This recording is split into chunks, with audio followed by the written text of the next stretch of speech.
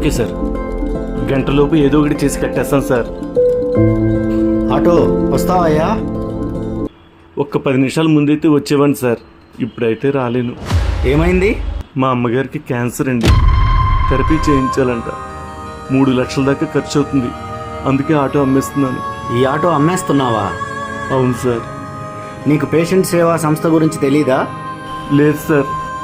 Patient సేవ అనే సంస్థ వాళ్ళు హైదరాబాద్లో ఏ జబ్బుకి ఏ హాస్పిటల్లో ఉచితంగా వైద్యం జరుగుతుందో చెప్తారు.